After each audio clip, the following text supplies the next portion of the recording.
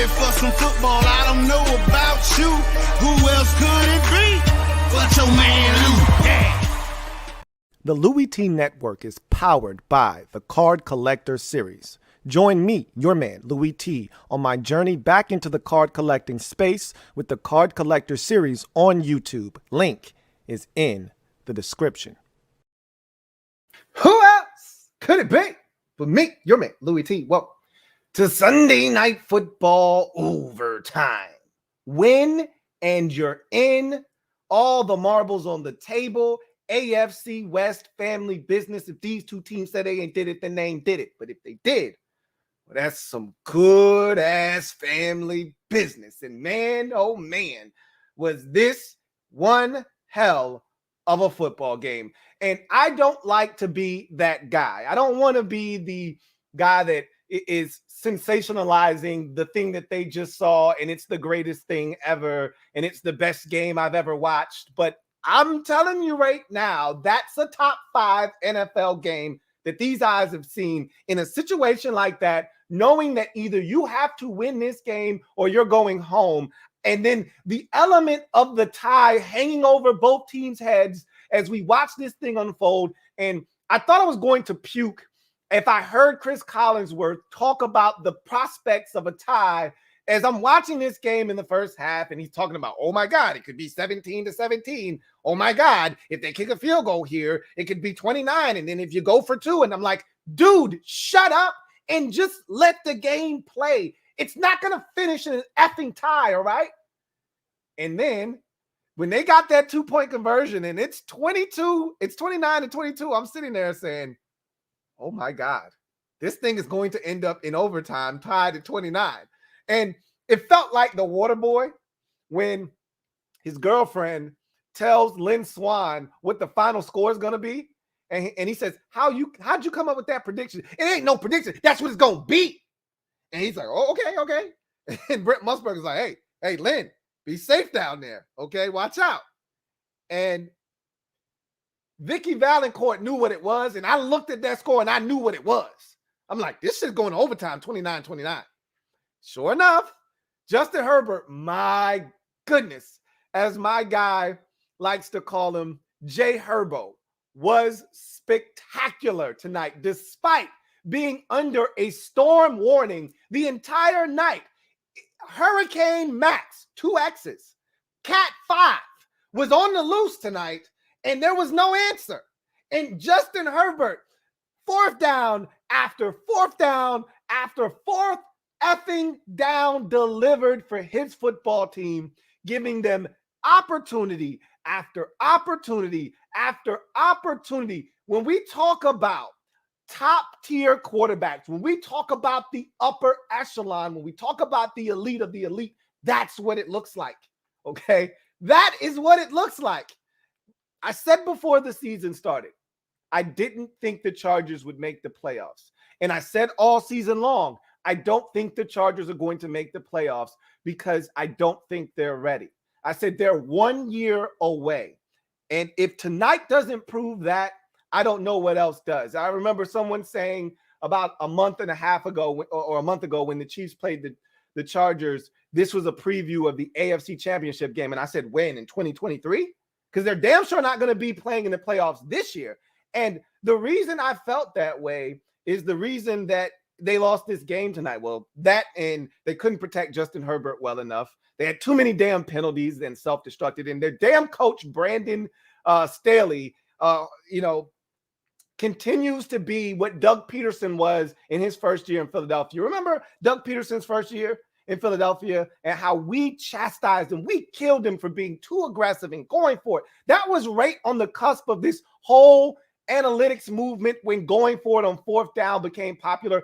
That was right at the very beginning when we didn't know what was about to come, what was on the horizon. We were on the precipice of teams going for it in strange situations because the numbers say you should go for it in this instance. Well, Peterson was going for it in these asinine situations. It cost the Eagles games in his first season. I'm like, this guy's going to get fired because he doesn't get it. And I'm looking at Brandon Staley, and my guy likes to say, brass tacks Brandon, big brass Brandon, or whatever the hell they call him. Well, Big Brass Brandon has cost you 2 games this season, okay? 2 games. You should have beat the Chiefs. You shouldn't even be in this situation. You would have beat the Chiefs had you not gone for it so many damn times and just took the points. It's another story for another day. We can talk about that another time.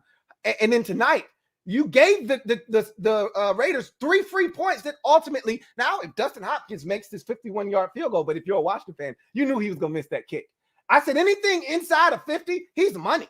I was never worried about the extra point at the end of the game. I wasn't worried about the overtime field goal from 41. He doesn't miss those kicks. And if you're a Washington fan, you say, well, he misses extra points all the time. Like, he's fine. That 51-yard, I said, he's going to miss that shit. Okay, if you're a Washington fan, you knew he's going to miss the kick. But outside of that, you give him for 3 free points. Those points shouldn't have been on the scoreboard. And who knows what the Raiders do, right? I mean, you could have punted the ball. They get great field position, and they end up getting the field goal anyway. But don't give them 3 points. That's what you did in that situation. Anyway, Justin Herbert is a beast, okay? And he's one of the best already in the league. Him and Joe Burrow from that 2020 draft class are already top 7 quarterbacks in this league. Okay, if we make a list of the quarterbacks in this league, I don't know how you come up with 7 guys and those 2 aren't in that list of 7 quarterbacks in the league. They're that good already. And I said this before, and I went off on a tangent, but the reason I knew the Chargers weren't going to the playoffs is because they can't stop the run.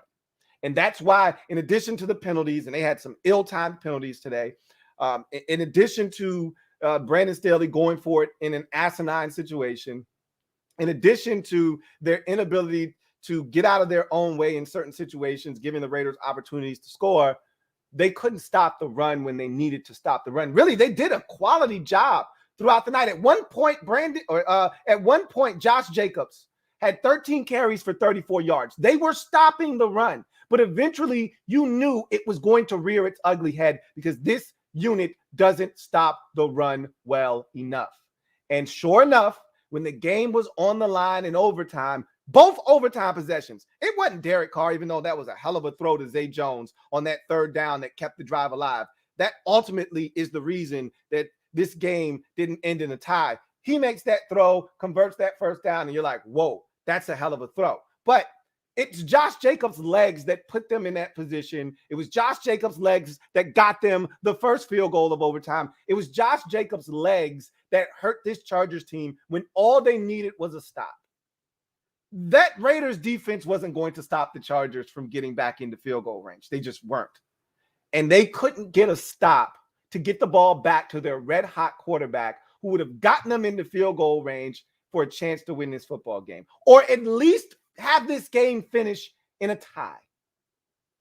And then Brandon Staley inexplicably decides to call a timeout. I don't know if the Raiders and Rich Bisaccia were thinking to themselves, we're in a position to go to have this finish in a tie and we go to the playoffs. Rich Bisaccia had already told Michelle Tafoya, look, I'm trying to do whatever it takes to get my team in the postseason. So if that, and Brandon Staley said the opposite. I'm trying to win. I ain't trying to hear about no ties or none of that shit. I want to win. And Rich Bisaccia's like, yeah, I want to win too. But I'm trying to do whatever it takes to get my team in the postseason. And it looked like Rich Bisaccia was like, yo, I'm cool with running this bitch out if you are. And Brandon Staley took a timeout with 34 seconds and said, nah, I'm not cool with that. And Rich Bisaccia said, oh, really? That's how you want to play it then? Okay, well, we're going to run it on 3rd down. We know your ass ain't going to stop it because you can't stop the damn run. We're going to get this 1st down, and then we're going to bust your damn skull to the white meat shows with this walk-off field goal and send your ass home looking sad and confused. Brandon Staley rolled the dice too many damn times this season, and eventually that shit catches up with you. And eventually that's going to win them some games that ultimately put them in the postseason and maybe win a Super Bowl. I mean, we saw it with Doug Peterson. Eventually rolling the dice is going to come up nice for him. And it did earlier in the season against the Chiefs in like week 3 or 2 or whatever it was. When they went for the touchdown, they scored it and they put the Chiefs away. It's going to work for them in certain situations, but it's also going to come back to haunt you. And it did that again tonight. They did it against Kansas City on a Thursday night. I believe it was a Thursday night. I think it was a Thursday night. And then they did it again tonight. They had no business losing that game. And I think that Rich Bisaccia was perfectly comfortable with having this thing end in a 32 all tie. But he called a timeout, and Rich was like, oh, so you're trying to beat us. Okay, I got you. Don't worry about it. Your ass is going home. What a game. What a game. What a game. And really, the Raiders missed a ton of opportunities. You got Zay Jones wide open for a touchdown. You got Darren Waller in overtime open for a touchdown. You've got opportunities galore for the Raiders, and then you've got penalties that really afforded them opportunities, like that penalty on the nickel corner from the Broncos. I can't think of his name right now, but that was an egregious penalty. But at the same time, that ball's not catchable. So you ask yourself, what are we doing here? But you got to throw the flag. You got to call something. I mean, he mugged him on that play. So, the Chargers really hurt themselves with some big time penalties and gave the Raiders life over and over and over again. And the Raiders did just enough to win this football game. I thought they had a chance early to really put pressure on the Chargers, and they let them hang around by not taking advantage of a great opening drive and having to settle for a field goal, missing Zay Jones on the deep ball. Now, they ultimately got the football gods, gave it right back to him. So you could say it was a wash. But, that was an opportunity for them to get a touchdown, there. And, boy, this is crazy. What a game. What a game. What a game. I picked the Raiders to win this game because I felt they were going to find a way to win this game. And then I said I didn't think the Chargers were ready to go to the postseason, but Justin Herbert's ready. Justin Herbert is ready. I don't know about the rest of that squad quite yet, especially defensively. I don't know if Brandon Staley's ready to go to the postseason quite yet. I think he's still a year away too. I think he needs to learn when to hold them and when to fold them. But at the same time, man, what a game. Derek Carr and his Raiders team deserve so much credit. They've been through so much this year. It's been one thing after another, after another, after another. And yet the Raiders go on an improbable 4-game win streak to end the season and win and earn a playoff spot. I mean, who would have thought after they got their asses kicked on Sunday Night Football about a month ago, roughly a month ago, by the Chiefs, like 41-13 or whatever the score. I mean, it was a total annihilation, 43-14 or some shit like that. Who would have thought we'd be sitting here a month later talking about the Raiders as a playoff team, excuse me, and Derek Carr getting his first opportunity to play in a postseason game? Who would have thought? I damn sure didn't think they were going to Indianapolis on the road and win. I damn sure didn't think they were going to do that. I thought they could beat the Browns on the road, and they got a break with Baker Mayfield being out with COVID, but who cares? It doesn't matter. They got the job done. It wasn't pretty, but it was gritty, and most importantly, it was a dub. But the one on the road at Indy was the one I didn't think they could get. And here we are talking about this Raiders team. They fired their coach resigns 5, 6, 7 games into the season, whatever it is. You've got the Henry Ruggs situation. You've got, Hobbs just gets arrested. It seemed like it was just one thing. Darren Waller goes down for 5 games, your biggest target, and they just overcome all of these obstacles and find themselves right here. They had to release Damon Arnett because of some shit he was doing off the field. And yet here we are. Raiders in the postseason. Excuse me. What does this mean for Rich Bisaccia? We've talked about this Raiders job, and a lot of you assumed. I remember having this conversation like week 9 or so. Like, oh, this Raiders job is going to be interesting. And I'm like, what about Rich Bisaccia? I mean, Let's not count him out. Like, you know, somebody was like, yeah, Gus Bradley's going to be an interesting defensive coordinator. I'd love that. I'm like, wait. You're acting as if the Raiders are going to blow this thing up. What happens if Rich Bisaccia gets it done? The Raiders got it done. I'm not saying he's going to ultimately be the coach and they're going to retain him, but man, what they went through and for them to end up in the postseason speaks volumes to the job that Rich Bisaccia did to get them in this position. It at least deserves a conversation and some consideration for him keeping this job. It definitely does. But in any event, let's get to the comment section. I don't want to talk your head off. We got some super chats. We'll knock those out real quick.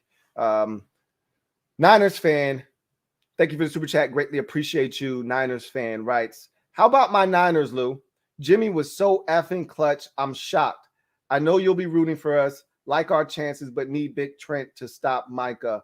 I was shocked too.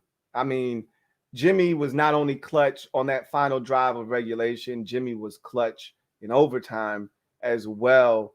I didn't see it coming. I mean, Jimmy made big throw after big throw after big throw. Jimmy stood tall in the pocket, delivered strikes. I was shocked, just as shocked as you were. Once you were down 17-0, I thought the game was over. And I said, it was funny.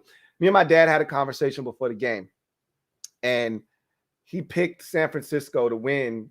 And we had the discussion about San Francisco owning the Rams, and it had been 6 straight. And I said, at some point, the streak's got to come to an end, right? He's like, yeah, but I don't know if this is the time. I said, you're right. But I'm like, this is as good a time as any. You know what I mean? The Rams are playing good football. You know, the 49ers didn't know if Jimmy Garoppolo was even going to play in this game. He did not play last week. Trey Lance got the start against the Texans and got the win. And so you really weren't sure what 49ers team was going to show up. They jump out to the 17-0 lead. And I'm thinking, I was right. This is the week. This is the time they finally snapped this losing streak and finally beat the 49ers.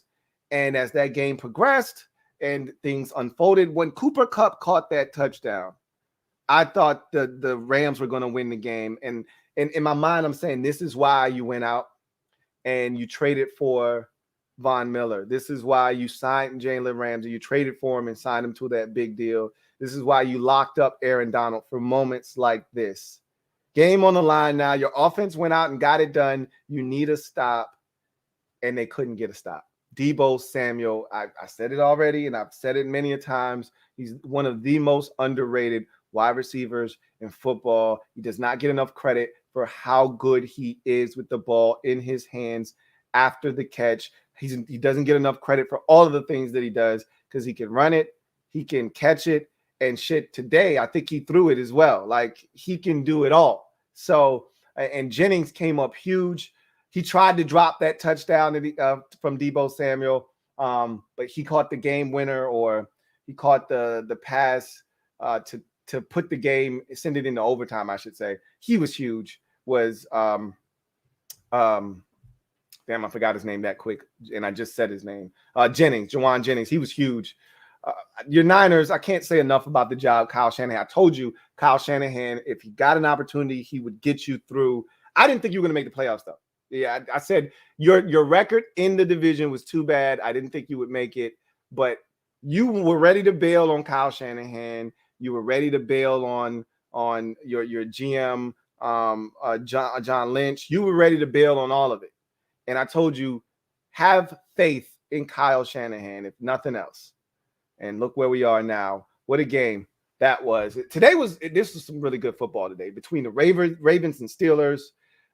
This game, that game of 49ers, Rams. There were a couple more. The Cardinals, Seahawks game was really good. The Titans and the Texans was a good game. There were some really good games today with implications, with things on the line. There were some really good games today. Big Money Sonny, thank you for the super chat. Greatly appreciate you. Thank you for being a member of the MOBB. Who writes, but Lou, did you see the Steelers fan towards the end of overtime about to cry, thinking the Raiders would sit for the tie? LOL. He wasn't about to cry. He was pissed. He was ready to knock somebody out in the parking lot, pissed. Like, man, if y'all don't do something, This is some bullshit because at that point, you're at the mercy of Raiders and the Chargers, really. I mean, if the Chargers stop the run there and the Raiders aren't in field goal range, they're going to sit for the tie. But the Chargers taking that time out, I felt like Rich Bisaccia then felt to himself. And again, we can say that, but if Josh Jacobs doesn't get 6 yards on 3rd and 3, and get them or 8 yards or whatever it was to get them into comfortable field goal range, if they stop him and it's 4th down and 8, or 4th down and 5 on a 2-yard loss from the Chargers 42, are they kicking a 59-yard field goal? Hell no. They're going to punt the football, hopefully have it fair caught at the 5-yard line, and this shit's over. But Staley called the timeout. They didn't get the stop defensively. And then the Raiders are like, you know what? You son of a bitch, you were going to try to beat us. So you know what? I'm going to beat your ass. We're going to call this timeout with 2 seconds. And Carlson, who is one of the most clutch kickers in the league, there are about 4 guys in the league that are just money. And Daniel Carlson is one of them. The kicker for the Chiefs, Harrison Butker, he's another one. Every now and again, he'll miss a kick, but he's money. I trust him. 56 yards, game on the line. I trust Harrison Butker. I trust Daniel Carlson. I trust Justin Tucker, okay? These are kickers that, without a doubt, without question, if the game's on the line, these are the guys I want lining up to kick my field goal. He's one of the best in the business, and he proved it again tonight. But I saw that fan. He was not happy. He thought he was about to get jerked. And every Steelers fan was sitting at home thinking they were about to get jerked in this game. Emperor Meach, thank you for the super chat. Greatly appreciate you. Emperor Meach writes, so you still got love for the hood and didn't sell out. I told you I wasn't doing that, man. Thought you'd become a bougie-ass Washington only channel now and pampered to them. No, man, that's never been the goal. It'll never be the end game. Like I said, I'm an NFL fan first. I've always said that. I'll always be that. So you have nothing to worry about, man. Relax, okay? Relax. Luck, thank you for the super chat. Greatly appreciate you. My guy Luck writes, the reason I knew they wouldn't go to the playoffs when they had to sign Hopkins, I just knew he was going to miss that last kick. I wasn't worried. I told you Dustin Hopkins is a good kicker. He's only missed 2 field goals in his time with the Chargers. Like, he's been really clutch. He did miss the 51-yarder. And I'll send a memo to the Chargers to let them know. Don't ever send him out there for a 50-plus yard field goal. He's going to miss, okay? For whatever reason. He's got the leg. Clearly, it's not a leg issue. It's all mental. It's like he tries to kick it a little bit more than he needs to. Instead of just doing his normal stroke that he does from 48, he tries to do a little extra when it's 50-plus. It's all mental, and he always pulls it. He yanks it every time. I knew he was going to miss the 51-yarder. But every other kick in the game, the extra point when it was, 28, 29, 28, to send it to overtime, he's going to make this. Like, I know Washington fans, he's going to miss the extra point. I'm like, no, he's not. That field goal to keep it tied in overtime, Washington fans like, oh, he's going to miss the kick. I was like, no, he's not. He's not going to miss. It's not 50-plus. They're good. Anyway, Big Money Sonny. Thank you for the super chat. Greatly appreciate you. Double up. Thank you for doubling up. Big Money Sonny writes, Emperor Meach is a bigger clown than Joe Judge. No, he's not. Emperor Meach, that's my guy. Joe Judge is the biggest clown of them all. Fake tough guy, Joe Judge. Okay, make sure you get it right. Fake tough guy, Joe Judge. Storm, thank you for the super chat. Greatly appreciate you. Congratulations to your Raiders. Congratulations to your Niners fan for making the postseason. He says, my Raiders did it, Lou. Iceman Carlson. Now 5 for 5 on game-winning kicks. First playoff appearance since 2016 and made the playoffs with an interim. And they said, I think I heard during the game, the first interim coach to make the postseason since like 1960 something. Like, it's insane what Rich Bisaccia was able to do. But it just goes to show the perseverance of this Raiders team and how good of a job he actually did. And Derek Carr played well. I didn't think he was great tonight. Thought he missed a lot of throws. But when they needed him the most. That throw on the touchdown to Hunter Renfro to make it 26, that was a clutch throw. You know, that was the same throw that Justin Herbert made to Mike Williams on the throw to send the game to overtime. Two defenders sitting right there. You got to thread the needle in there. You know where your guy's going to be. He sits down and you get it to him immediately. And in the red zone, that's when you got to make those tight window throws. They have to be on time. They have to be accurate. And you got to put some extra hot sauce to go on the throw. And he did it there. And then the Zay Jones throw on the third down might have been the throw of the game for him. I mean, I can't even quantify how many times Herbert made throws of the game, because every single time they needed him, he came up clutch on a fourth down. So I can't even tell you what his best throw was, because he made so many of them. But that was by far and away Derek Carr's best throw of that game. And what a game, what a finish, and what a stretch of ball by the Raiders to come back and win a playoff spot. I mean, again, who thought this would have happened? Fat American, thank you for the super chat. Greatly appreciate you. My guy, Fat American, writes, off topic, but I was thinking, if you took a team from today back to the 90s, I don't think they'd last a half, man. The new team would get smacked around. Well, yeah, I mean, it's different. It's a different game now, obviously. It was a much more physical game in the 90s and 80s and 70s. And, you know, the further back you go, the more barbaric it is. So, you know, today it's a different game. Obviously, those guys would be fine because they would acquiesce. They would adjust, right? They would make the necessary changes to the game if they knew they couldn't go over the middle without getting decapitated. Then guys would adjust their games, and quarterbacks would have to adjust accordingly. Also, quarterbacks would have to adjust to, you know, standing back there and not being able to be touched, you know, looking for flags constantly when they get hit. Justin Herbert got his ass kicked tonight. And I was shocked that he didn't get 2 or 3 roughing the passer penalties, because they were tearing his ass up. Every time I looked, poor Justin, you know, Jay Herbo has grass lodged into his helmet that he's got to pick out, or somebody's got to come over and pull out of his helmet that's wedged in there. He's getting his ass kicked. One time he got up slow. I'm like, hey, this is your damn $200, $300 million investment right here. You guys got to do a better job. Like, Storm needs help. Help that man. Chip, Max Crosby, 2X. Chip his ass. You can't keep letting Storm get his ass kicked over there. I mean, one time, Max Crosby literally just put his arm on him and Storm went down in a heap.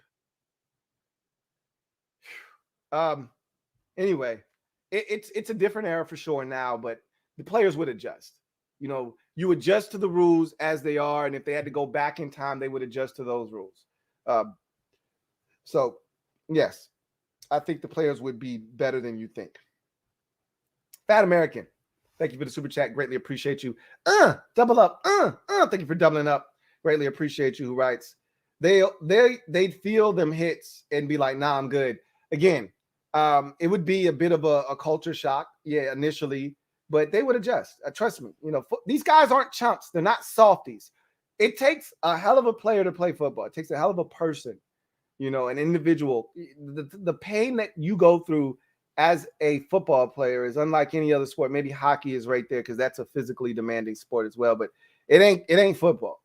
You're getting your ass hit on every single play, and there's so many different ailments that these guys play with and different things, Toradol and things that they take to play in these games on a weekly basis. You guys have no idea the amount of pain and sacrifice that these guys make. That's why I'm always in favor of players getting paid, because they put their bodies on the line every single week that they go out there from head to toe.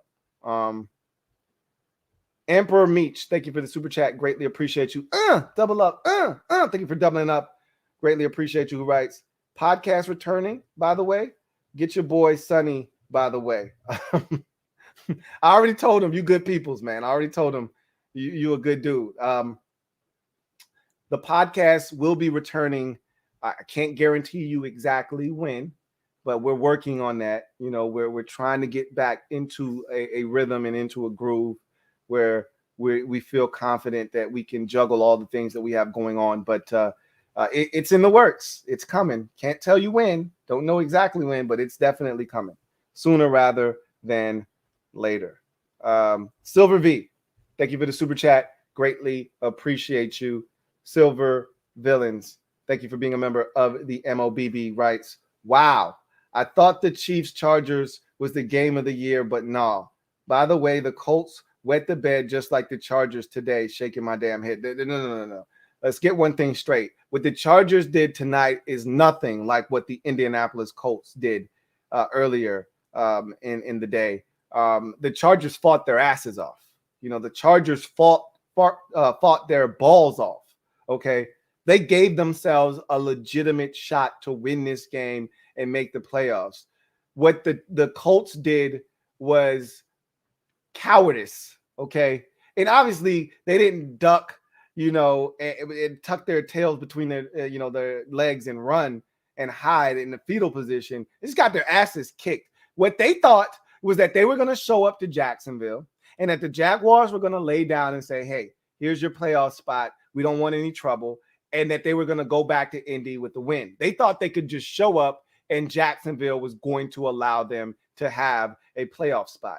They were wrong and they got smacked around. And by the time they woke the hell up, it was too late. And we've seen this from Jacksonville before this season. They did it against the Buffalo Bills. We knew they were capable. They did it again in this game. And that's why you got to love family business. There's nothing like it. That's why the one thing, the NFL, they F a lot of things up, okay? And they change things that don't need to be changed, and they tweak things, and they do a lot of shit that I don't always agree with. But the one thing that they've gotten right in the last decade and a half is making the final game of the season a division game. Because no matter what, it's going to mean something. Whether both teams are playing for something like this game we got tonight between the Chargers and the Raiders, or one team is playing for something like we got with the Jags and the Colts and the Texans and the Titans, you're going to get teams that want to drag a family member down with them. And there's nothing like it because you can throw the records out of the window when two family members link up. All bets are off. You don't know what the hell is going to happen. You think you know. You have no idea. The 12-4 Rams, who haven't beaten the 49ers in the last 6-7 games, and that's 9-7 49ers, you're thinking the Rams are going to take these guys down at 17-0, and here comes the 49ers storming back, tying the game up at 24 and ultimately winning it 27-24 in overtime. You don't know what's going to happen. The Texans gave the Titans everything they could ask for. That score was 21-0 at halftime. And you looked up, and at one point, that game, I believe, was 21-18 at one point. 21-18 after trailing 21-0. They could have folded and packed it in at halftime, but they didn't. They fought, they scratched, they clawed, and that thing was within 3 points. And then the Titans had a hell of a drive, and they pushed it back out to 10. And then the Texans scored again, and the Titans had to then get a first down to end the game. 2 first downs. So that's what you get when family members show up. And so let's not kid ourselves. What the Chargers did in defeat and what the Colts did in defeat are not one and the same. The Colts got emasculated today on the road, and the Chargers fought their asses off and almost got it done on the road versus the Raiders. They're not one and the same. Luck, thank you for the super chat. Greatly appreciate you, my guy, Luck. Double up. Thank you for doubling up. Right. Eagles one and done to the Bucks. Cowboys going to beat the 49ers and get smashed by Packers. And that kind of makes me want to find Hopkins in the parking lot. Well, first of all, I think the Eagles and the Cowboys are one and done. I like that matchup for the 49ers. I really think they can run the football against Dallas's defense. And I think their defense, I don't know if it's good enough to shut down Dallas's offensive attack, but I think it's good enough to slow them down. And if they are able to run the football like Arizona was able to run the football a couple of weeks ago, I think they've got a legitimate shot to go into Dallas and come out with the victory. I think the Buccaneers are good enough to take out the Eagles. They dominated the Eagles the first time around, even though the final score doesn't indicate that. That game was an ass whooping going into the fourth quarter, and the Bucs took their foot off the gas pedal. But this is a different Philadelphia Eagles team. That Philadelphia Eagles team thought that it was illegal to run the football. This Philadelphia Eagles team understands that the only way they're going to win their ticket to winning football games is to run the football. And so it's a different team, but the Buccaneers, I think, will be game, and I think they'll take the Eagles out, but it won't be a cakewalk. You know, will not be a walk in the park by any stretch of the imagination. John Livingston, thank you for the super chat. Greatly appreciate you. My guy, J.L. Smooth, thank you for being a member of the MOBB. Writes, champs are here. The champs are here.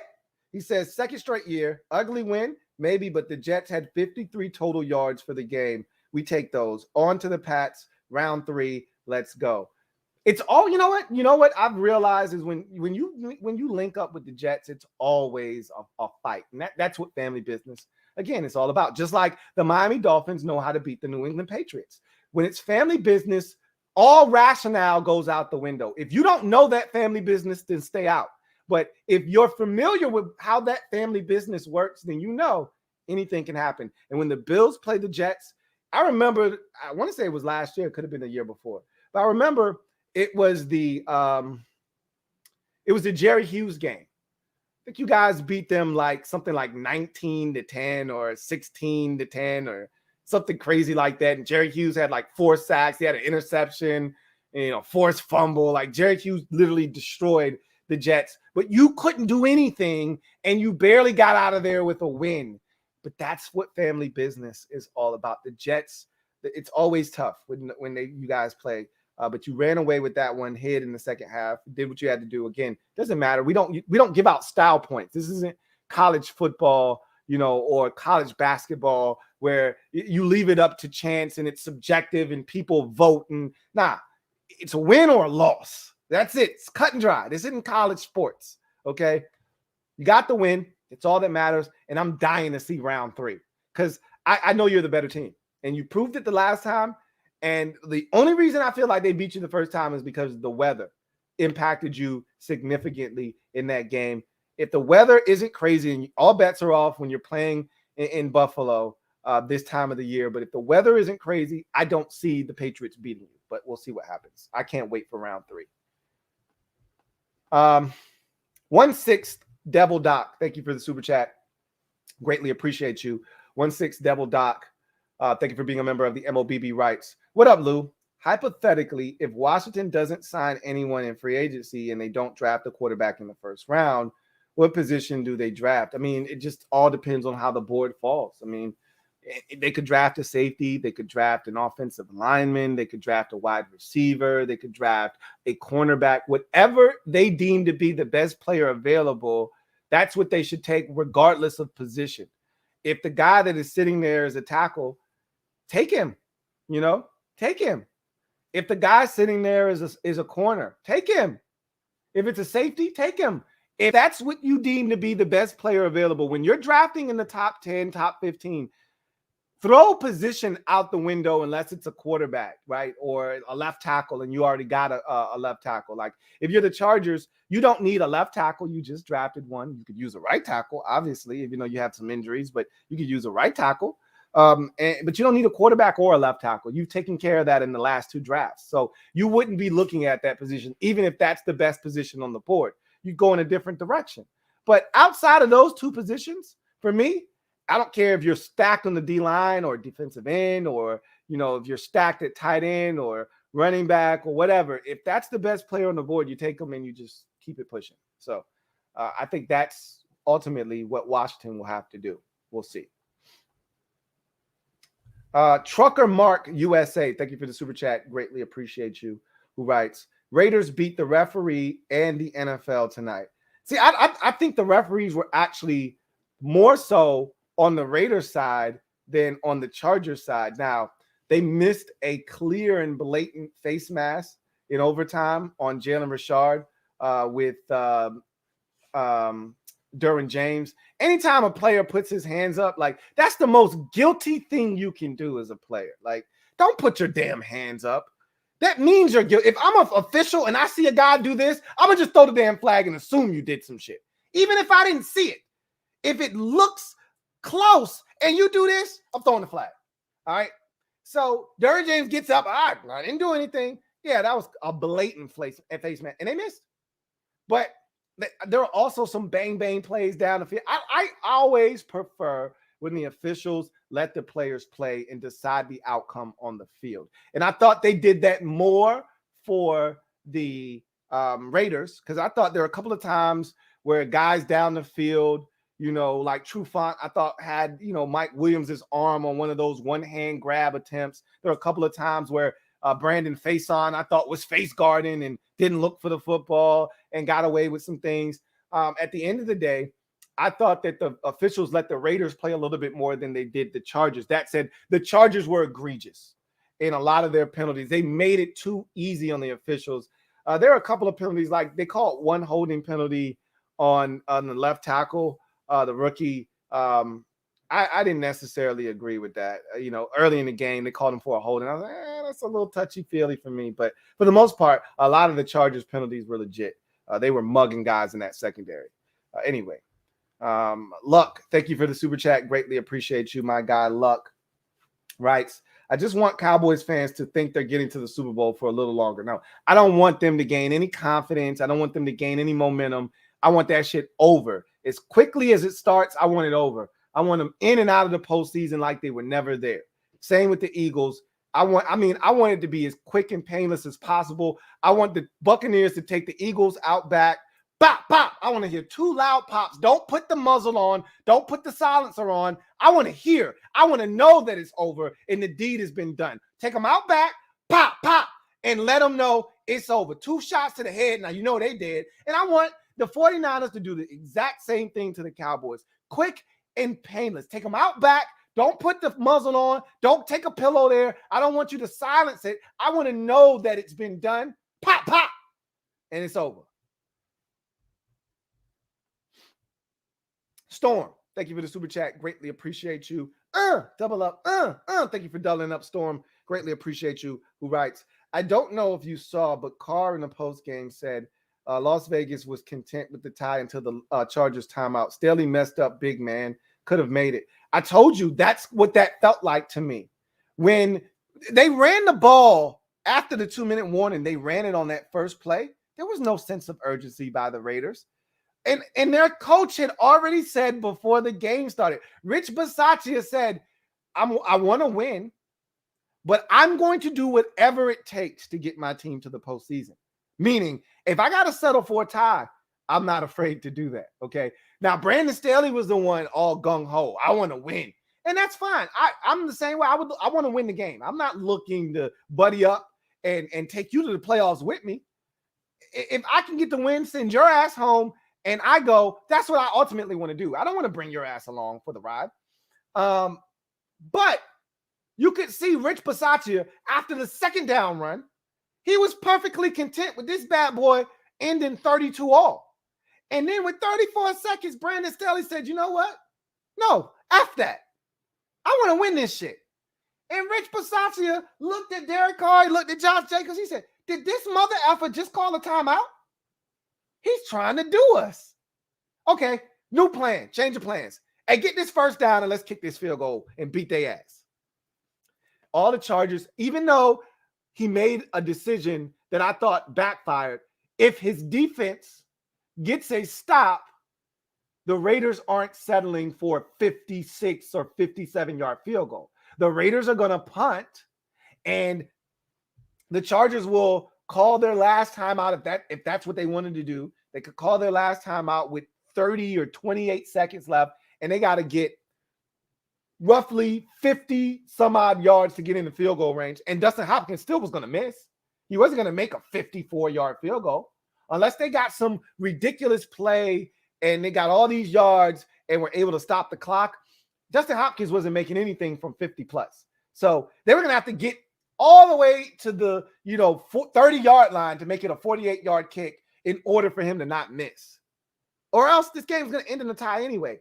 There was nothing to gain by Brandon Staley calling a timeout. He shouldn't have done it. He did it. It backfired, but his defense could have bailed him out by getting a defensive stop on the ground. They didn't, and that was good night, all she wrote. Metaphor, thank you for the super chat. Greatly appreciate you. My guy, Metaphor, thank you for being a member of the MOBB. Writes, we'd be in if we beat the Eagles last week. Final throw.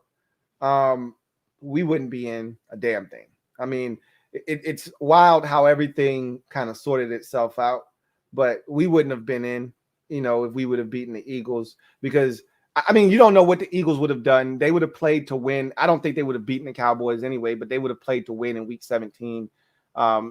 We didn't need to go anywhere but home. We weren't a good team. Our offense isn't any good. I felt the same way about the Steelers. Like the Steelers, they're so painful to watch on offense. I mean, it's like pulling teeth watching their offense operate. I never wanted a tie. I wanted someone to win. Like the Steelers earned their way in.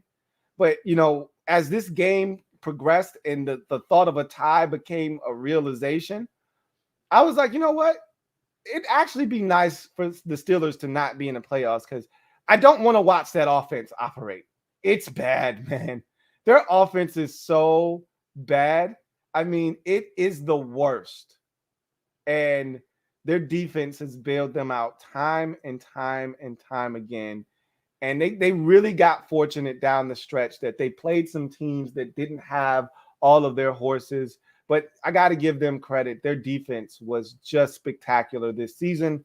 And it's the reason that Mike Tomlin found a way to do it again. He did it again against all odds. People were ready to run Mike Tomlin out of Pittsburgh, a month and a half ago, and here he is again, 9-7-1, has his team in the playoffs. Don't ask me how the hell they managed to do this, because their offense is as bad as it gets for a playoff team. I mean, you got to probably go back to the Baltimore Ravens of 2001, or the 2000, Ravens that, had Trent Dilfer at quarterback and pretty much told him, don't F this up. Our defense will take care of it.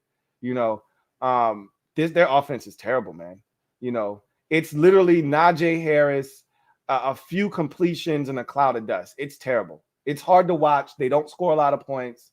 But somehow, some way, they're in the playoffs. I said all of that to say this. Our offense is on par with them. Our offense is terrible. We didn't need to go anywhere. So, and we wouldn't have gone anywhere had we beaten the Eagles, but home. So, anyway, I digress. Storm, thank you for the super chat. Greatly appreciate you. My guy Storm writes, over the moon, Lou. End of the day, I don't know if Rich should stay as head coach, but tonight was proof that he's head coach material. Just need the D to be more clutch. The D literally, if I were a Raiders fan, the defense would have driven me to drink tonight, because they literally took you to the brink of the postseason 87 times and then allowed Justin Herbert to convert every single time. I mean, how many times on that final drive that spanned 2 minutes and 6 seconds, literally the rest of regulation, how many times were they in a fourth down situation? All you needed was one stop. And Herbert came through every time. And the one time that it wasn't complete, they got you for holding on Jared Cook Jr. And it was a good call on Teamer. Like, I mean, that guy, he was clutch, man. I mean, there's really nothing to say, but I mean, Max Crosby was spectacular tonight. I thought the secondary, even though you gave it up in some crucial situations, I thought they were really good on the evening. They didn't give up anything really big down the field. They really made the Chargers earn everything that they got. I thought the defense overall, stands for a few drives, and of course, fourth down was your Achilles heel tonight. I don't know what the Chargers were on fourth down. I'd venture to say something like 7 of 8, maybe. I mean, the only fourth down they didn't get was the one that led directly to 3 points when you stopped them inside their own 20-yard line, which was an asinine decision. Other than that, they got it every single time. And I'd say that if I'm the Chargers and I'm Brandon Staley next time and I'm going to make a decision like that, just put it in 10's hands. Like, don't hand that thing off to Austin Eckler 2 times in a row after you just got stopped. Let 10 do it. He has proven to be a worthy opponent in those situations. Just let 10 handle it, man. Like 4th and 1, 4th and 2, 4th and 10. I don't give a shit. If you're going for it, let 10 handle it. He'll get you the first down. So anyway, what a game that was.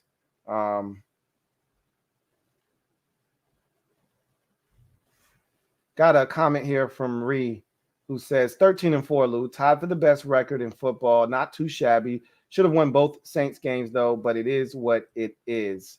You didn't win either of the Saints games though. I don't know how you could say you should have won both of them. You lost both of them.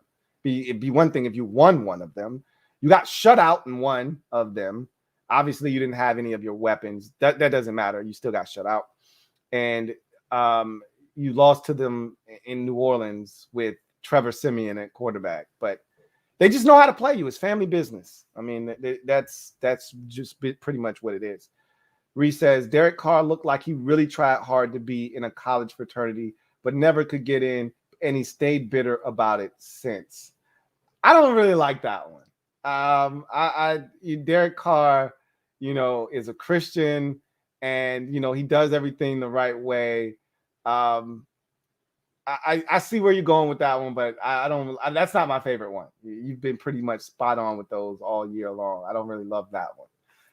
Storm says, my Raiders did it. First time I've ever seen them not choke, man. It's been a long road, but we back. Must feel good. Feels good. I know the feeling. Your 10-7 felt a lot like my 7-9 last year, but 10-7 is so much more respectable. And the way you got in was way more respectable than the way we got in last year, but it feels good. Now, the key will be obviously what you do with this opportunity. Okay. If I'm not mistaken, you are playing the Bengals, if I'm not mistaken. I think you're playing the Bengals. I think. I'm not sure. I don't know. I think it's the 2-7 matchup. Chiefs, Steelers. The 3-6 is the Bills and Patriots, and the 4-5 is Raiders and Bengals. I think you're playing the Bengals. I think. Anyway, can you take advantage of this opportunity? That's number one. But more importantly, if you don't, because I don't know if you will or not. More importantly, can you make this a yearly thing? Can you become a triple P? You can't say that we're back unless you do this again next year and you make it a habit of taking trips to the postseason. This could be a one-off. You haven't been since 2016, and I can attest to that as a fan of a team that doesn't go to the playoffs very often. It feels great. You say crazy things when you get there, and then the schedule gets tougher and the expectations are greater the following year. Can you follow this season up with an encore that puts you back in the postseason next year? That'll be the real question. And you got a lot of decisions to make. And it starts with Rich Bisaccia first, because if you don't retain him and then you don't make the playoffs, there'll be a lot of second guessing next year as to whether you made the right decision or not. I'm not saying that you should keep him. I'm just saying it's a conversation that definitely needs to be had. But anyway, again, congratulations to your Raiders, man, and to you, man. As a fan, we ride this roller coaster, just like the players and anyone that supports the team does. And so I know you've got to be over the moon because you didn't think you would be in this spot. I've talked to you several times this year after games, and you were like, yeah, you were already looking forward to the offseason. And why wouldn't you? I mean, after you lost to the Giants, you probably thought, okay, this season's done. We stink. When you lost to us, we're done. And who knew that would be your last loss of the regular season, losing to Washington in a game that you easily could have won if your rookie safety Trayvon Merrick picks off that pass on the final drive.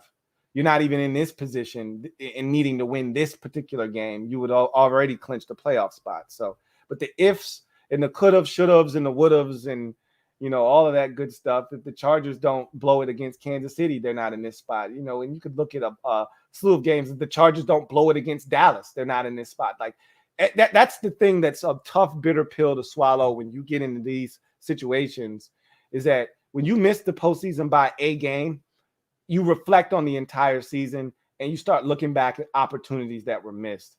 And if you're the Chargers, obviously you missed an opportunity against Dallas earlier in the season. You missed an opportunity against the Chiefs a couple weeks ago, and you put yourself in this position to have to win this game, and you weren't able to get it done. And that's a tough, bitter pill to swallow. Got another super chat here. This one is from Vincent Coe. Thank you for the super chat, Vincent Coe. Greatly appreciate you. Thank you for being a member of the MOBB, who writes, the thought of J.J. Arcega-Whiteside being drafted before DK Terry or even Renfro got me tweaking. I remember when that pick was made thinking, what the hell are the Eagles doing here? Like J.J. Arcega-Whiteside, I wasn't a fan of J.J. At all. And, there are a lot of people that thought this guy could have, huge upside, this, that, and the third. But, the Eagles have always gotten it wrong with receivers. They got it wrong with him. They got it wrong with Jalen Reagor, taking him over Justin Jefferson. I mean, they continue to wet the bed when it comes to the receiver position. It was hard for them to mess up Devontae Smith. Just take an Alabama receiver and you'll be fine. And that's what they did. But, when they've been put in these positions where they've got to make a decision, they've routinely gotten it wrong. And that was another one of those situations. They got it wrong. It happens.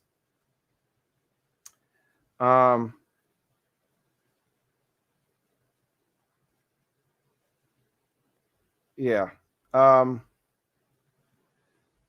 Another game. I just saw my guy Craig in the comment section. The Texans, that's when I knew they weren't going to make the playoffs. They weren't serious. When they lost to Texans, and I get it, that was the week that they were ravaged by COVID and they were missing a lot of their guys, including Keenan Allen. You got to find a way to win that game. You got to find a way to go to Houston and beat the Texans. They should not have been in this position. They should have beaten Dallas earlier this season. They should have beaten the Chiefs. They shouldn't have been in this position. But, again, when you fall one game short, that's when you start reliving the entire season. I've been there. I've missed the postseason as a fan. My team in 2016 missed the postseason by a half a game. And then you start running the games back. Missed field goal against the Lions and missed field goal in overtime against the Cincinnati Bengals. And the Giants had nothing to play for in week 7. Like, they were all these games that we had opportunities to win that season and we didn't. And you go back and you just kick yourself. We shouldn't have been in that position to have to even win in week 17. And if you're the Chargers, you shouldn't have even needed this game. You should have taken care of business already.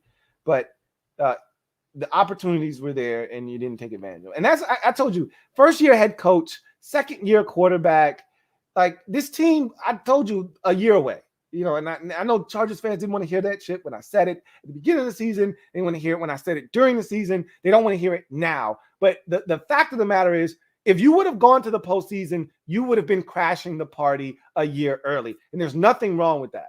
But you would have been crashing the party. I didn't think you got an invite, and you didn't get an invite. And so next year is the year. If you're a Chargers fan, next year is when you start wreaking havoc on the AFC West as a whole and the AFC Conference as a whole. Next year is the year where everyone should be worried about this Chargers team because their quarterback is good enough to take them the distance. That's why it is imperative that when you got an opportunity, you take advantage of it, because these young guns in the AFC are only going to get better. Mahomes isn't going away anytime soon. Josh Allen is only going to continue to get better. Joe Burrow is showing you that he's a top-notch quarterback, and Justin Herbert is not going to lose games like this very often moving forward. So what I'm telling you is the best of the best resides in the AFC right now. And so just look out. So if you're, Josh Allen, this is the year you need to take advantage of. It's wide open. It's as wide open as it's going to get, because Herbert's going to get better. Burrow's going to get better, and there'll be some other teams that we're not even thinking about right now, like the Ravens with Lamar Jackson, that may be back in the mix next year, and somebody else that you're not even thinking about. Say the Dolphins end up getting Deshaun Watson, they're all of a sudden in the mix. Like, you need to take advantage of this because Justin Herbert is going to be back. And when he comes the next time, there won't be one of these sob story, sad endings. Okay. He's that good. So it's just wild in the AFC because all the young, talented quarterbacks reside on that side. Like, all the old farts are on the NFC side. The Aaron Rodgers and the Tom Brady's and the Matthew Staffords and all these guys that are going to get pushed out here in the next 3 to 5 years. They're all on the NFC side. That's what's carrying the. We don't have any young guns and then, young stallions in the NFC. All of those dudes are on the AFC side of the bracket. So it's going to be hell. It's like the equivalent of the West in the NBA. Like, you get so beat up going through the West trying to get to the finals. If you just go to the East, like LeBron did for, over a decade plus, you're going to get to the NBA finals because that's the least path of resistance is the East in the NBA. Same thing with the NFC. When we finally get rid of Rodgers and we get rid of Brady and Stafford, I still don't think he's clutch. Okay, and you get rid of some of these older guys in the NFC. Who are you afraid of? We already pushed Drew Brees out of the door. Who are you afraid of in the NFC? I don't know. It's going to be interesting. The AFC is loaded for years to come. Anyway, got another super chat. I'm going to go ahead and take that. It is from Ocam's Ox. Thank you for the super chat. Greatly appreciate you. Ocam's Ox writes, from Pittsburgh, just know Madden would have rather sworn off Poultry than let Pittsburgh in. He'd have gone for the tie. Thanks, Raiders. Steelers. You're probably right. I mean, John Madden, I don't know if the disdain for the Steelers still existed. I don't know if that ever actually goes away. I mean, the battles that they had in the 70s, legendary. And I would assume that when he first retired, he couldn't stand the sight of the Pittsburgh Steelers. Now, as time wore on and he became a broadcaster, and maybe some of those feelings subsided a bit, but in his heart of hearts, deep down inside, he probably had a corner of his, heart and that will always and forever hate the Pittsburgh Steelers. And you're probably right. He would have much rather sworn off any kind of red meat before he allowed the Steelers to go to the playoffs. But again, Rich Bisaccia was all in on ending this bad boy 32-0. He was all in. He was down for the cause. And his counterpart simply wanted no parts of that. And he'd much rather go home than take a tie, So it is what it is. At the end of the day, you got to find a way to get it done. And if his defense gets to stop, as I just mentioned, we can sit here and talk about the timeout. Was it a dumb decision? Yes, it was dumb. Pride comes before the fall. Okay? Put your ego aside, put your pride aside, and take the damn tie. The Raiders were willing to give it to you. However, you didn't want the tie. You wanted to show your players that that's not what we do here. We go for the win. That's what he's done all season long. That's why he's going for it on fourth down. Whether they win or they lose, he's made a statement. This is how we play. We always go for the win. And I guarantee you that's what he told his players in the locker room. I called the timeout because we were playing to win. That's what we do here. We win games. Okay, I like that mantra. I like that mindset. But your players got to back you up. If they get that stop defensively, if Josh Jacobs doesn't rattle off a 7-8 yard gain on 3rd and 3 or whatever it was to put them into comfortable field goal range, we're not having this discussion because even though he called the timeout, the Raiders are still going to punt the football. They're not trotting their kicker out for a 58 yard field goal. It's too risky. They're going to punt it away. His guys didn't step up and make the play.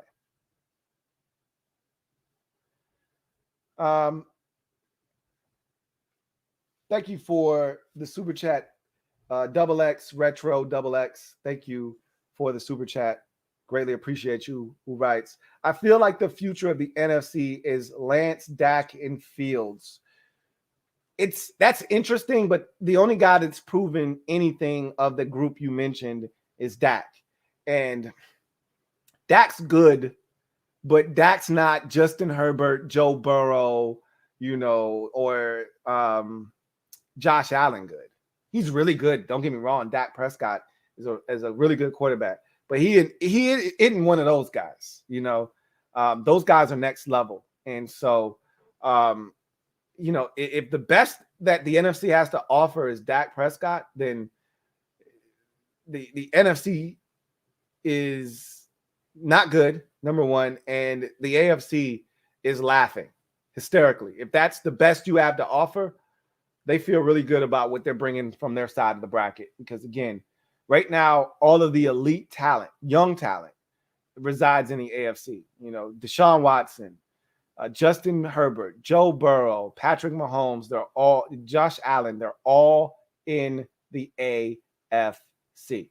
So that's the state of the NFL right now. The power has shifted to the AFC in terms of the future at the quarterback position, but Aaron Rodgers isn't going anywhere. Okay.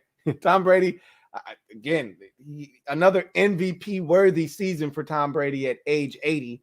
And Aaron Rodgers is 77, and he still looks like he can play another 5 to 7 years. Like, as much as we want to push those guys out of the door, they're not going anywhere yet. They're still playing ball at a very high level. So it could be 3 to 5 more years before those guys go anywhere. So, and by then we may have some young guns in the NFC ready to take over the mantle, but that's not the case right now. All of the young guns, the heavy hitters, reside in the AFC. So we'll see what happens. The jury's still out on Justin Fields. Obviously, it wasn't a terrible rookie campaign, but it wasn't anything that leads me to believe that he is ready to ascend. Same thing could be said for Trevor Lawrence and Zach Wilson. There was flashes at times in their rookie seasons, but it was more bad than good for all of these rookie quarterbacks. And Trey Lance, he was okay against the Texans. Nothing earth-shattering that he did there. So I think he's a work in progress as well. So we'll see. We'll see what happens. Anyway, take a couple more comments, and then I'll skate out of here. Let's see.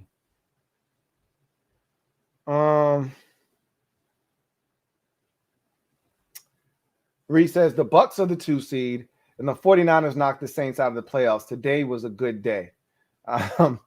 Yeah. What was crazy was I didn't want the Saints in. They were going to contaminate the playoffs with Trevor Siemian at quarterback. Like, that's why we didn't need to go anywhere. Like, you don't want to contaminate the playoffs. That's why at one point I was looking at the Steelers and saying, you really need to keep your ass at home because you're going to contaminate the playoffs. Now, the only reason I was like, you know what? I don't mind is because the defense for the Steelers is that damn good. And you could say the same thing about the Saints defense, but it's not the Steelers defense, I don't think. I think it's a really good defense. I don't think it's the Steelers defense, though. Like, they don't have a TJ Watt on their team. They don't have a Minka Fitzpatrick on their team. They don't have a Cam Hayward on their team. They got some good players on that Saints defense, don't get me wrong. But Steelers, they've got a guy at every level of that defense. And linebacker is questionable, but they got 2 studs up front, and Hayward and Watt, and then they got Minka back there patrolling the back end, and that defense is something else. That offense, man, is it bad? And the Saints with what's his face going down today with injury, Taysom Hill, Trevor Siemian isn't good. And, despite what he did to the Falcons today, he's not good. So I'm glad they didn't make it because no one wanted to see that. No one wanted to see that. Reese says, do you think we'll see Jim Harbaugh coach in the NFL again? Yes, we do. I do think we'll see that. He's already told NFL teams, I'm interested. Come and get me. Like, he, to me, is the Larry Brown. I know this is going to go way over the heads of most of you out there because most of you are too young to even know who the hell Larry Brown is as a coach. But Larry Brown is one of the best basketball coaches I've ever seen. Guy knows the game, but he can't stay anywhere longer than 5 to 7 years. He wears on people, he gets bored, and he wants a new challenge, and he has to do something else. So Larry Brown is coached at like 80 different spots. But Jim Harbaugh's the same way. I think he's in the perfect spot at Michigan, but it's such a high-stress job because up until he beat Michigan, Ohio State, they were ready to run him out of town. He's never going to be good enough because they're never going to have a quarterback good enough to win a national championship at Michigan because they don't produce quarterbacks at Michigan. You know, when's the last time they've done that? With Tom Brady? I mean, they don't have big, just like Ohio State generally doesn't produce big-time NFL quarterbacks. I know that's a, there's a stigma that goes there, and it's it's a fallacy that we make up that doesn't have to exist. But until somebody bucks the trend, Ohio State quarterbacks stink, and Michigan, they're non-existent at the quarterback position. Sort of like Notre Dame. Notre Dame's quarterbacks stink. We're awful. Like, we don't produce quarterbacks. Just certain colleges don't produce NFL caliber quarterbacks, and Michigan's one of them. And if you don't have a quarterback, you don't have a chance. It doesn't matter what level of football you're playing. You know, high school, college, NFL, it's one and the same. You got to have a quarterback. That's why I look at Georgia and I'm like, is Stetson Bennett really going to win a national championship? Even though that Georgia defense is ridiculous. Are you really going to win a national championship with Stetson effing Bennett at quarterback? And the answer is no, even though I think Georgia can win tomorrow. It's hard when you don't have a quarterback. And Harbaugh knows that. And so he doesn't want Michigan to run him out. He wants to be able to leave on his own terms. And I think, at his core, he's an NFL guy. He played in the league for many years. He coached in the league for many years. He's an NFL guy. I really think that at his core, he's an NFL guy. So I think he'll be back.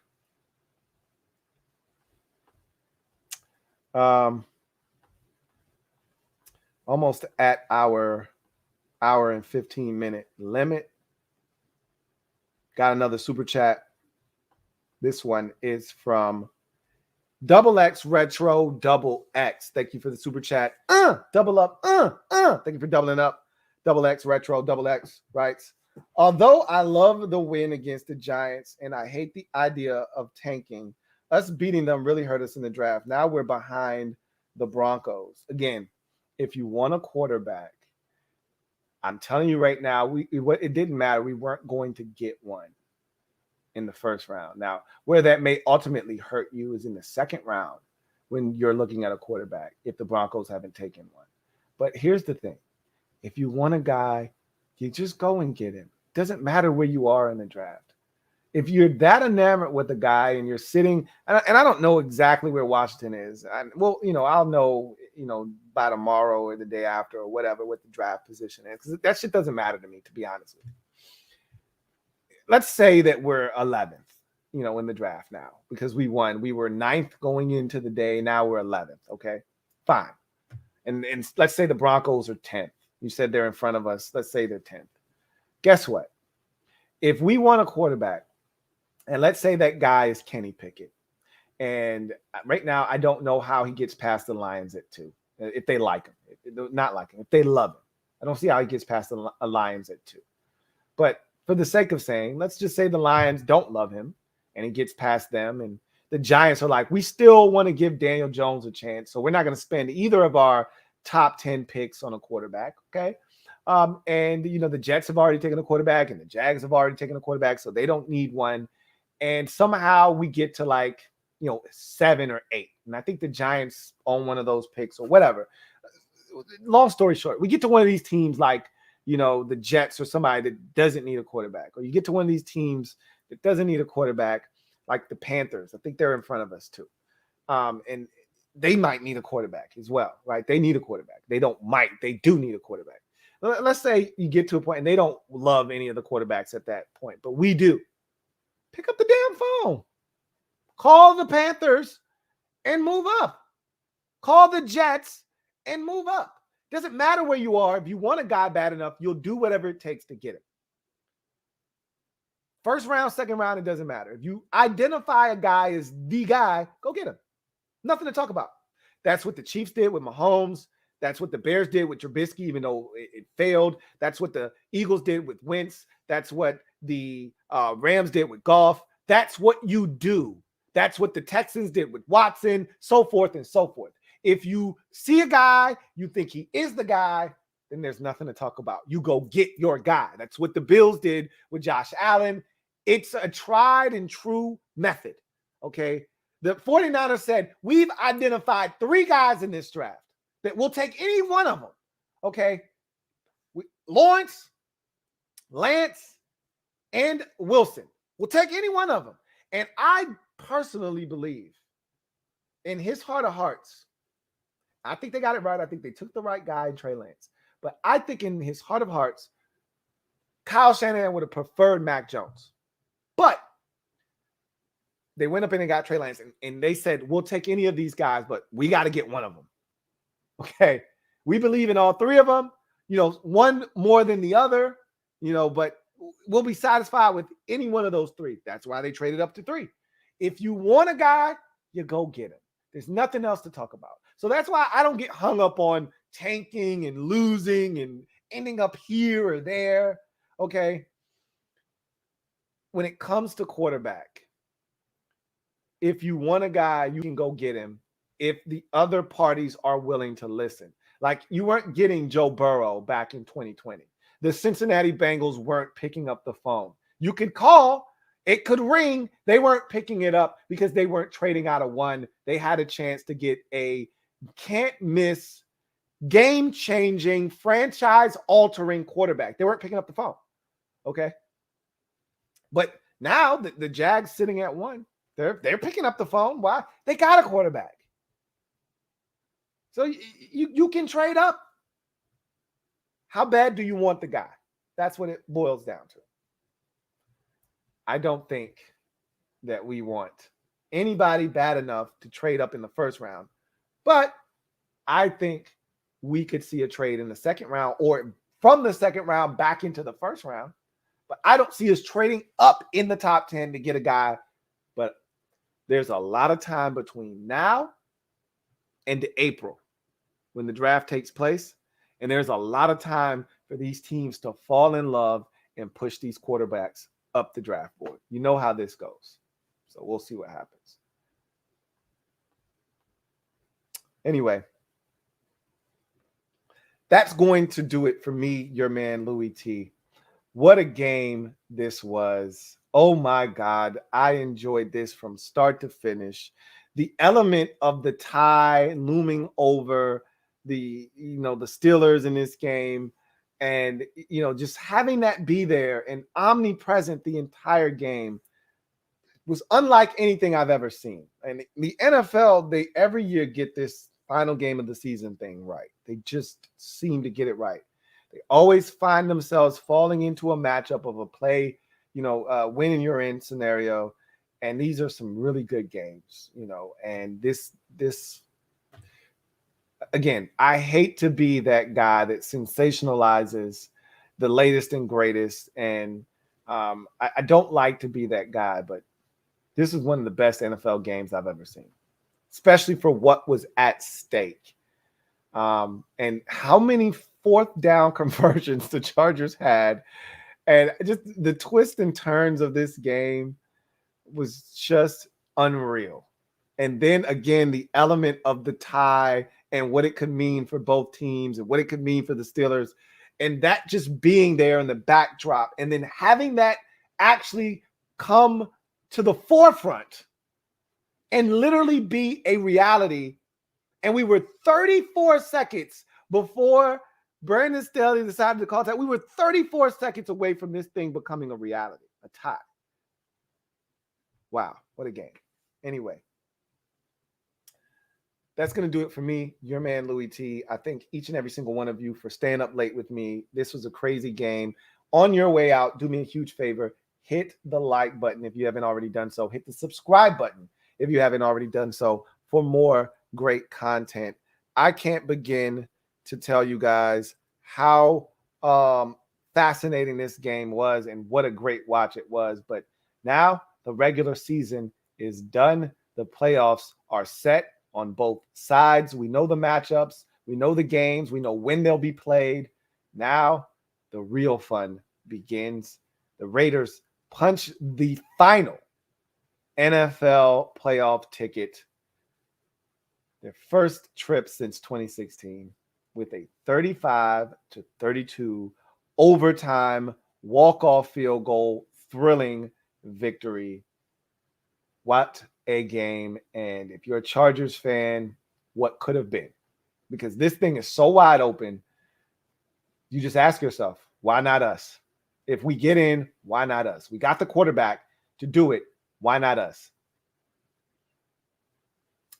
It's a really good question. Why not you?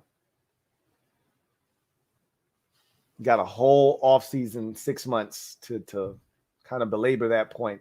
Wipe it from the memory bank and start all over next year, like the rest of us.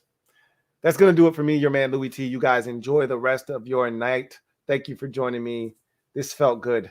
Feels good to be somewhat back.